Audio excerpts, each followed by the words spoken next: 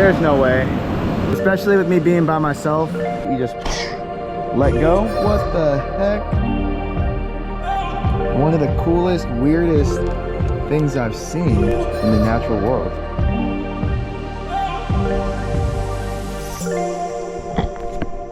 A Chick-fil-A sandwich that we can heat up on the pan just in case. Oh, he's trying to pinch me. Look at that crab.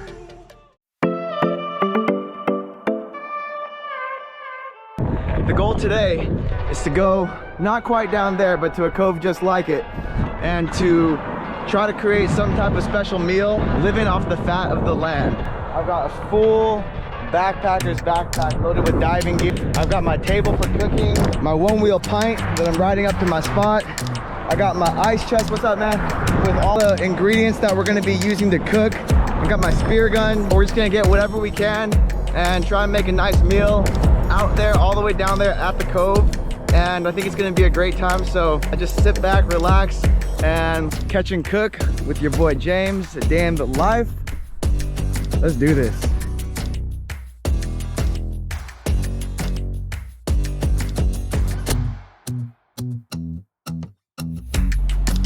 All right, so I'm setting up here. This is where I'm gonna leave my stuff. And check this out. So we got tide pools here, which y'all know by now. There's a lot of cool marine life in these tide pools. Here's a couple of sea snail shells. Oh wow, actually these are full-on sea snails. Look at that sea snail right there. It's alive. Same with this one right here. Let's see if this one's just a shell or if it's a snail. Oh yeah, that's a full-on snail. Look at these sea anemones. Look how cool that green is.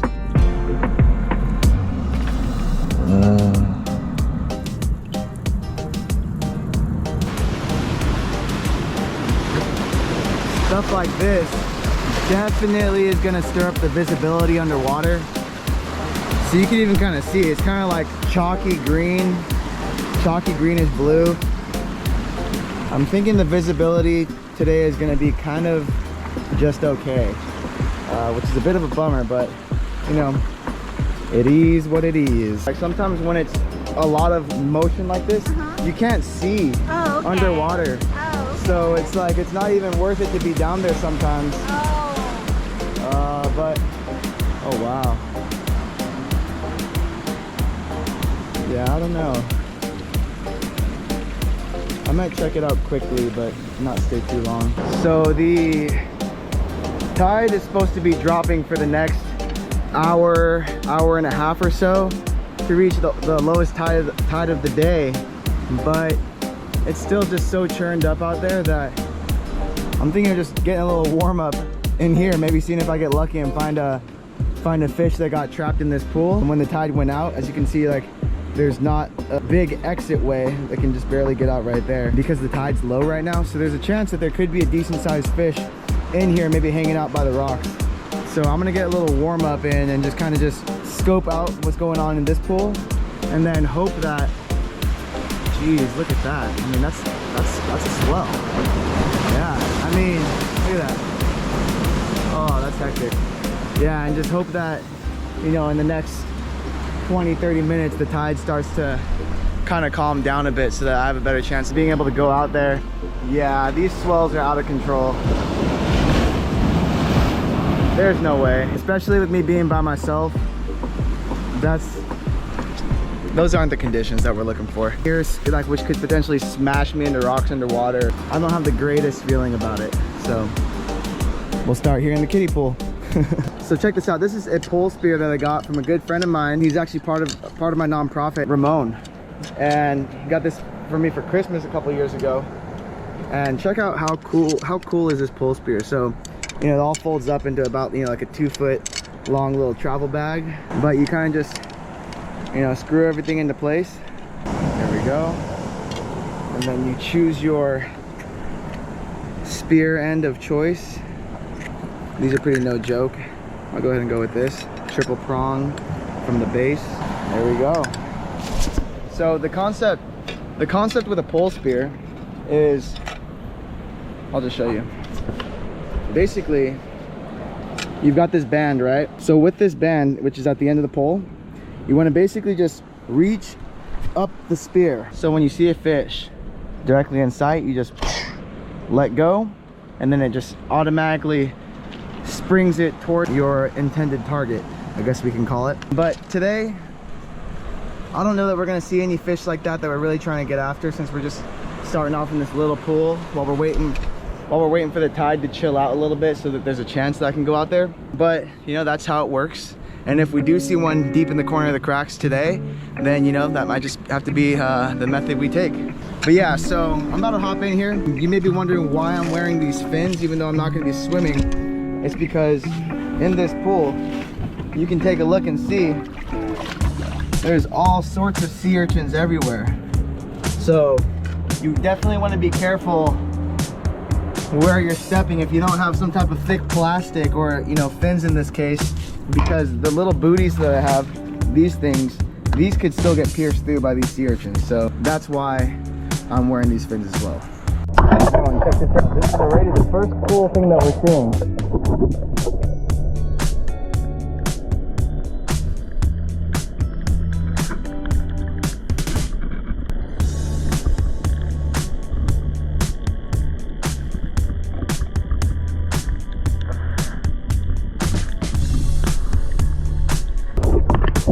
Super cool. So that's basically like, it's almost like a sea slug mixed with a abalone. So it's soft on the outside, but it feels like it's got a hard shell under the softness. So it's a really unique creature, a keyhole lipid, because of that circle on the top of their back. That's basically like a keyhole. So I'm gonna go ahead and guess that that's a keyhole lipid, or a or there's one called a gumboot chitin that's really big. This isn't one of those, but it's either a keyhole lipid or a chitin. That's my guess.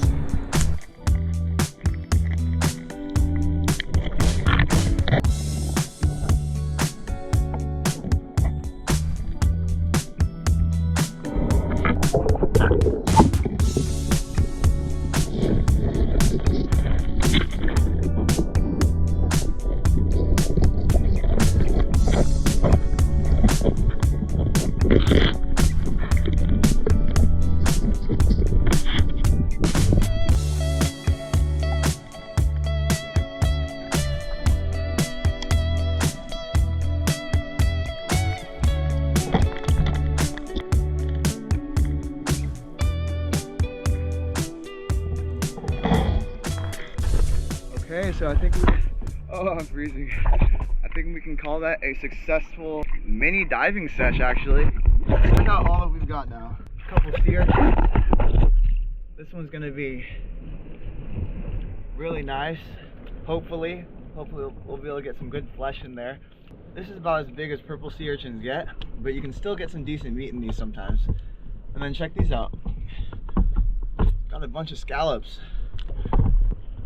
How big these are. So as I was in here, I just started noticing them all over the place. So I'm like, you know what? Well, we couldn't go diving for fish out there because the conditions weren't great. But you know what we do? We're gonna make the best of what we got, and I think this is a pretty awesome session. We got some sea urchins, we got some scallops. My lips are freezing, and this is gonna be great. So I've actually never dove for scallops before, so you know, we'll see how this goes. But I'm gonna hope that I'm doing this right.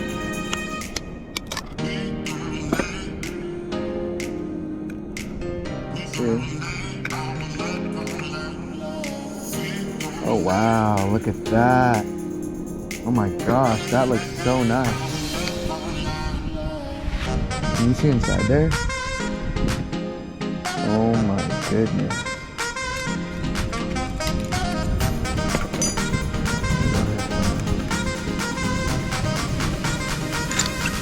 Wow. Look at that. That is a serious scallop, fresh from the ocean. Oh my goodness. So I'm gonna assume that this orange stuff is some type of roe or reproductive organ types of stuff. And of course, we're all familiar with this look. That's definitely a scallop as we all know it. I'm the freshest one I've ever eaten. I mean, I don't think it gets any fresher than this, to be honest. Oh my gosh, look at this. And inside this scallop, what the heck? There's a crab. What the heck? No way. So this crab was living inside this scallop. What?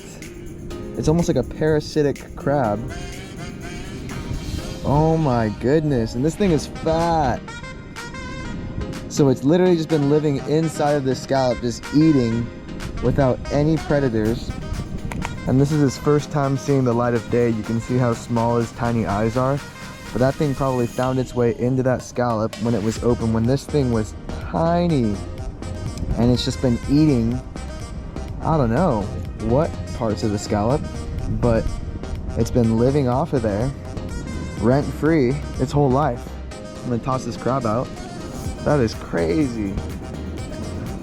One of the coolest, weirdest things I've seen in the natural world. But it almost makes me wonder, it's like, well, should I not eat this if there was a crab in there? But so I think we should be good. But I am gonna take a picture of this really quick.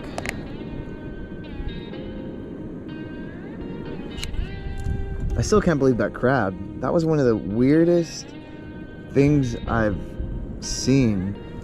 You would never expect to open a scallop for the first time and to find a fully grown living crab inside of a closed shell.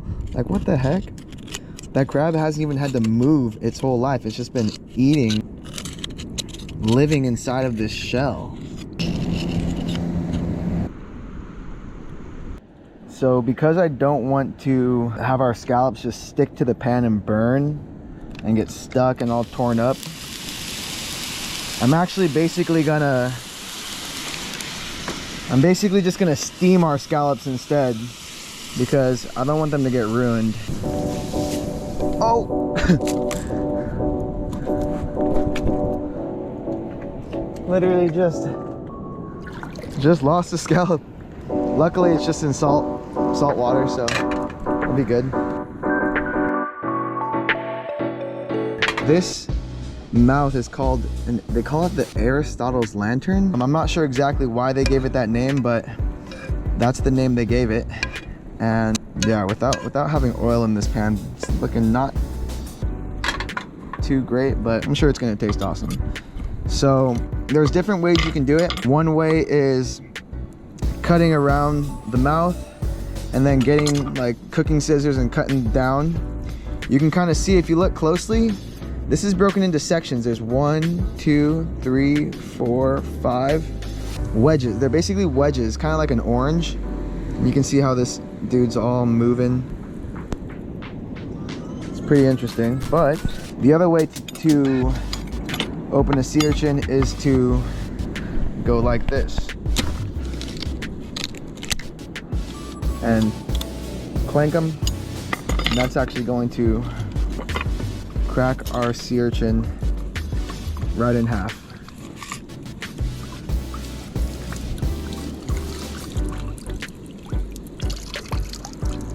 Okay, and there was all sorts of liquid in there. Oh, bummer. But sometimes sea urchins, I feel really bad, but sometimes sea urchins, their flesh isn't really well developed inside. And this is one of those cases, because you can see, you know, typical uni flesh is supposed to be all yellowish, orangish, kind of like this. That's the roe. But this one, you can see there's just very little, which is a bit of a bummer, because now I feel like this sea urchin kind of died in vain. And I made sure to grab one of the biggest ones I could find. But what I'm going to do is I'm going to go ahead and at least leave it there so that the other animals out here can feed off of it. So all these little crabs that you see, all these little fish, they're going to be having a ball thanks to this sea urchin.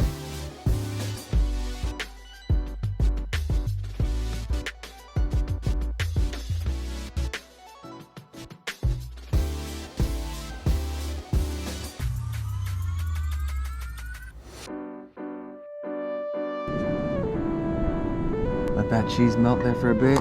Meantime, grab a sip of water. Hey, look, you can see a little tiny crab taking a piece of uni.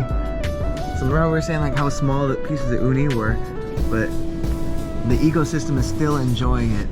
So look at that little crab, little hermit crab that's taking the uni. Wow. Awesome. So that makes me feel a little bit better. It's like, yeah, maybe we didn't get to enjoy the uni like it was intended, but at least it is still being enjoyed by somebody out here. Okay, so we got this. Now we'll throw our tortilla on the pan.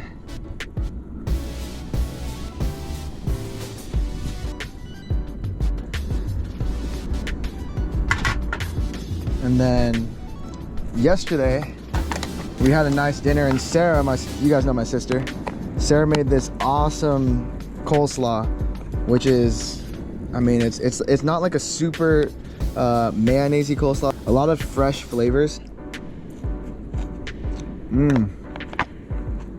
There's not super sweet. Just a mild sweetness to it. It's got onions in there. Amazing.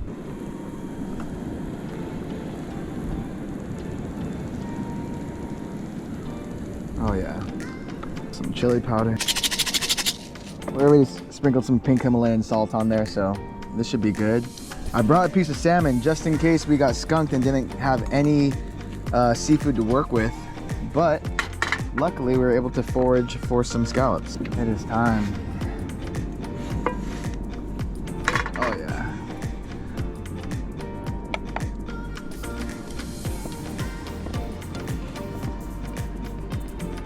So hold up our scallops.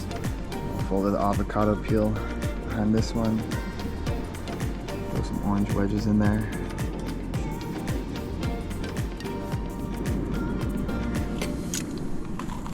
But I think that looks pretty awesome. There we go. Also got some sriracha. And then, you know what's funny is, in case we got entirely skunked and didn't have anything, I had a Chick-fil-A sandwich that we could heat up on the pan just in case. But luckily we didn't have to resort to that. So here we go. It's time to fold this up. God, thank you for the day. Thank you for we got to go be out on the water. Not quite out on the water, but in the water. And thank you, Scallops, for your life. Cheers.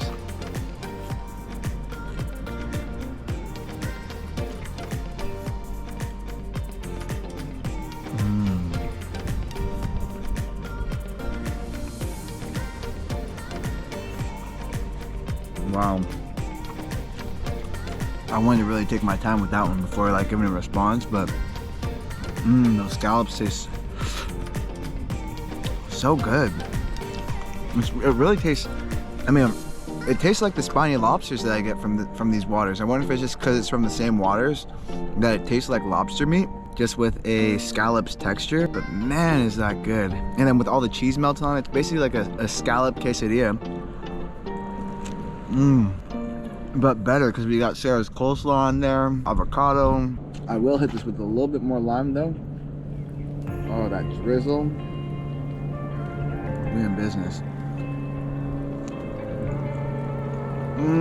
Ooh, that bun is steamed. I don't know if you can see the steam leaving there, but trust me, there's steam leaving there.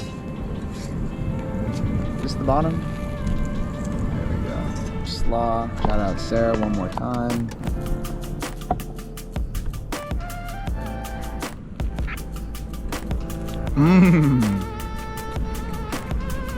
Oh yeah, guys, this was a fun video.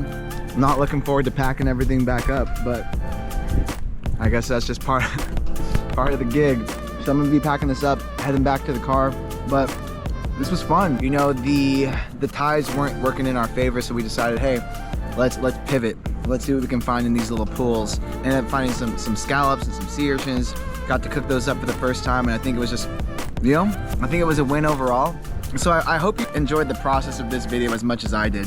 You know, of having a goal, having some setbacks, problems, challenges in the way, but still trying to figure out, you know, how can we still make a meal out of this? How can we still turn this into a successful video? I'm gonna go ahead and call this a success, and I'm glad that you were here for it. So much love. Thanks for tuning in. Stay tuned for the next one. And we'll see you soon. Peace.